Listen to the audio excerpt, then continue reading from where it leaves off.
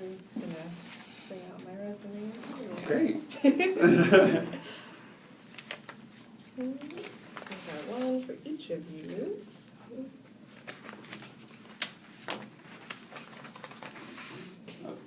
Oh, thank you. Thank you. Thank you. Thank you so much. Well, before we begin, Alex, again, I want to say welcome and thank you for your time. Just to go over a little bit of the logistics. Mm-hmm. So basically, we have approximately 20 minutes to engage in this interview experience. Sure. We really look forward to just getting to learn a little bit more about you. Mm-hmm. The way that the interview is going to go, we'll ask approximately 6 to 7 questions. Some of them will just be really thoughtful questions where we just get more insight about how you think about yourself professionally and what some of your goals are. And then some elements of the interview will consist of some form of demonstration as well. Okay. Great. Okay, so I'll kick it off. So tell me what you were doing before Europe, how you heard about the program, and why you decided to join. Okay. Actually, my journey to coming to Europe has been a very interesting one as far as my own life goes. I was working with a mapping company called Williams Aerial Mapping, and I was traveling the United States doing just that, mapping. So, however, it was a contract job. So at the end of the year, that was kind of it. And at that point, I knew I had wanted a change because prior to that job, I was a flight attendant for 3 years for an airline called SkyWest. And if you've ever flown on Delta, United, US Airways, American, or Alaskan, you've probably been on one of their flights without knowing it. We did the 50-seater plane, so I was the sole flight attendant on any given plane at any given time, which is actually a really cool experience. It gave me a lot of leadership skills. It gave me the ability to have my own voice and to make sure that I was heard, because I did have to ensure passenger safety. I had to make sure they were complying with FFA regulations. And I also had to provide excellent customer service, so communicating was a key skill that I had to hone at that job. But it was not the future that I wanted for myself, and so I ended up getting into the mapping one. I heard about that from a cousin of mine, and that's kind of what introduced me to the world of tech, was because as a mobile data systems operator, I was working closely with applications on a particular user interface. I can't really give the details of the particulars because of contract agreements. However, it gave me kind of a taste of web testing and just data testing, and it's something that I really enjoyed. And I actually heard about Europe through a friend's co-worker who also worked at this company, and I was right within the age range and decided that I might as well give it a try since that job was ending that year. So it just so happens that I was able to get an interview, and I actually flew from Atlanta, Georgia to Fresno, California to gather up all of my documents, like my high school diploma, my transcripts, etc. And then I took an Amtrak from Fresno to my cousin's house in Oakland, and then I took the BART, and then I walked here for my first interview. And so I repeated that process a number of times before I was accepted. But yeah, that's kind of my little, in a nutshell, story of how I came to Europe. And why did you decide to join? Because I didn't see myself going back to flight attending, and it was the future that I had had in mind after I became acquainted with the tech world. Great. I didn't say this at the front end, but you'll notice that we'll be taking some notes on some of the things that you share with us. Yeah. So there might be some pauses or moments where we're like still, or our eyes might be down, but don't feel like we're not engaged with what you're sharing. So totally. Thank you for that ahead of time. Second question is, why do you want to work in tech? I want to work in tech because it's interesting to me. Something that I noticed when I was working at Williams Aerial Mapping was I really liked going through these applications, and I would use them for like 12 to 13 hours per day. And, you know, I'd run into the problems, and then I'd have to talk to help desk, and I'd have to write reports. And for some reason, that was just something that was really fun to me. I don't know exactly what it was, but I just liked finding the problems and solving them, or at least helping others who had the ability to solve them. And so I really like that aspect. I also like the fact that it keeps you on your toes and it keeps you thinking. And, you know, working in customer service jobs, you get those types of interactions, but there's not necessarily a tangible end result to them. So, like, I would get that kind of problem solving when I was a flight attendant or working at the various retail shops that I had since I was 15, like over a decade. But it wasn't that little passionate drive behind it. I didn't have that. But with tech, I did. And so that's why I want to work in tech, because I had a taste and I really like it. Great. Thank you. All right, so what was your biggest challenge here in our growth area during learning and development? What did you do to overcome these challenges? What specifically will you do to plan ahead and ensure you are set up for success on internship in this area? Definitely Excel. I wasn't very familiar with Excel or utilizing it to the extent that we have had to here. I was a secretary for about a year, so I did have to use it from time to time. But like I said, not to the extent that we do here. So what I would do is I'd go on YouTube and I would look up the stuff that we needed to know for our particular deliverables. I'd watch the videos, and then if I didn't get my answers from there, I would talk to my colleagues and then have them show me if they knew, and then, you know, help them out when they needed. And if that didn't work, then I'd ask the instructor. In addition to Excel, I think also learning how to network in a professional setting was a little bit difficult because I was used to more relaxed ways of networking. And so I guess just learning how to properly carry myself as far as like, would you like to have coffee, or like following up with emails and things like that. Keeping myself accountable for when I say I'm going to email somebody was a little bit challenging because I wasn't really used to a very structured day. I'd like to hear a little bit more about that, specifically around like the professional networking. Mm-hmm. More so around like what did you do to overcome that challenge? Like how have you seen yourself grow? I set reminders for myself in a planner. I realized a planner is a very good asset to have when you are in a professional setting, because usually you can just kind of go, oh yeah, I'm going to remember that. But then you do 20 other things in the day, and there's no way that you're going to remember every single detail. So pre-planner, I did kind of forget to email people. Post-planner, I have kept up on my word, and so I find that that's a very helpful tool for me to use. Great. Thanks. Mm-hmm.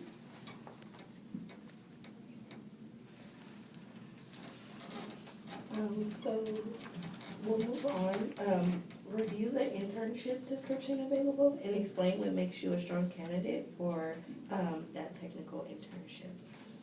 So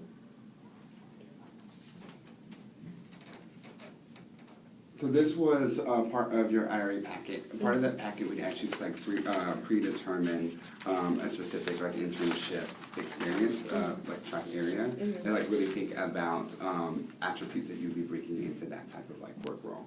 Okay. Can I refer to my IRA package? Yes, totally. Okay. I gave it to T before I came, but am I able to get it or no? I don't know how to go about this particular. Just what do you remember about sort of track? Well, you're already in track right now. Yeah. Yeah, so For the cybersecurity one, I definitely bring problem solving to the table, and then the ability to think outside the box for solutions for the problems that are there. I'm a quick learner, and I know that cybersecurity definitely is an ever-growing field, so anything new comes my way, I'm going to find it, I'm going to learn about it, and I will understand it. And if I can't do that on my own, I will utilize my resources to do so. So that's what I bring to the table. Outstanding. You didn't need your packet. I wasn't sure if it was like very specific. I don't know. Sorry. Well, you're the one of the fortunate people who already knows what track they're in because you're already in it. Mm-hmm. Awesome. So this one is going to be a scenario-based question where Sure. I'll ask you a question, and I'm just going to be looking for you to be able to kind of break down very thoroughly, but yet precisely a response. So the scenario is, if I asked you to schedule and run a weekly 15-minute stand-up check-in meeting with the team that you're working on so you can update each other on the projects that you're working on, how would you do that? Usually an Outlook or just an email client that you use. You can go into the calendar setting and then make a new appointment, and then there's a little list that tells you if you want to add people. So I would just add the people in my team and then set up little date and time that I wanted to do so, and then send it out. Great. Just to push a little bit on that,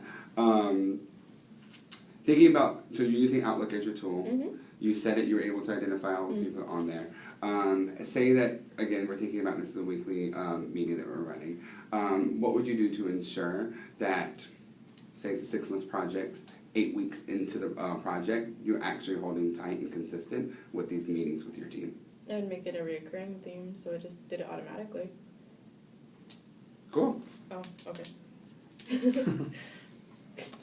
All right, so we're going to be moving on to the next question, obviously, now. Mhm. Tell us about a time when you struggled with reliability. Oh, okay. How did you overcome that? Well, as a flight attendant, I was actually a commuter. So my base was in Minneapolis, but prior to me moving cross country, I was still at my mom's house. So I would have to make flights, and you are standby when you are a flight attendant. So you're not guaranteed a seat at all. So there were times where I'd actually miss these days that I would have to be there, but I was on reserve. So basically what that means is that you get called out, or you are in an allotted time slot where you could be called out, and if you're not there, it's counted against you as an absence because obviously you're not able to work. However, there is a way that if you are at a base hub, that you can work from that base hub if they need you. So the thing that I had to do was I had to communicate with my company exactly what was going on when it was happening on the days that I did miss. And through communicating with them, I was able to work out a compromise, so to speak, by working at a different hub than on the one I was supposed to. So that is one way that I was able to work around that. Aside from that, I just had to prioritize my time. So if I had 2 days off, I wouldn't go home to California. I would stay in Minnesota at my crash pad and just make sure that I was in base when I needed to be. So instead of being able to be home and be off, I would just have to stay at that workstation. So it was just a lot of prioritizing and time management skills, really, and communication.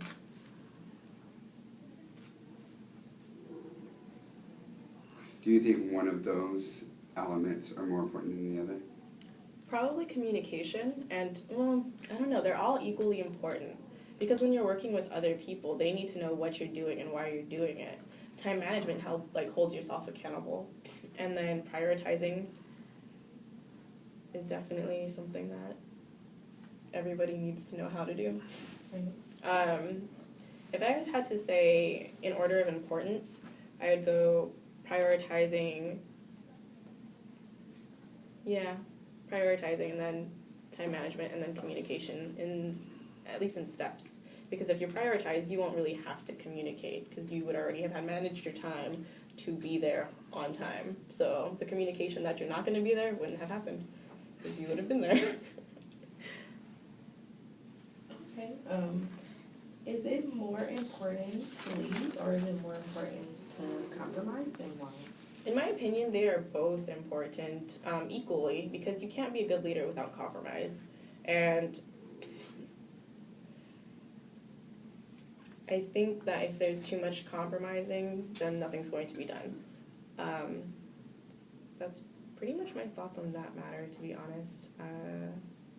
Okay, good. Great. 6 months from now in your professional environment, what will your colleagues and boss say about you? That I'm reliable and that I communicate well. Can you elaborate a little bit more on how you envision that they would arrive to that? I would be at work on time all the time, that if they asked me to do some tasks, I would make sure that I would be able to get them done. And if I cannot, because I have too much on my plate, I would let them know that all I have is that all I can do. Because I don't want to make promises to people that I can never keep. That's mostly where that stems from. Great, thank you. Mm-hmm. Okay. This next question is more of a scenario where you'll be role-playing, and one of us will be your client, you're at IT help desk, okay? So this is your scenario. You work for IT help desk department, and one of us is a new employee at the company. They're in a hurry, and they really need help sending a calendar invite for a meeting tomorrow, 9 a.m. Okay. All right, ready? Mm-hmm. All right, and choose who you'll be talking to. Do you want me And to use this computer? you may use, oh, that's, sorry, you may use a computer. For Okay. reference, go ahead and log into STAdmin. You remember the password for STAdmin? Y U. Yeah, capital Y, capital U, O P T Y. yes, exclamation point.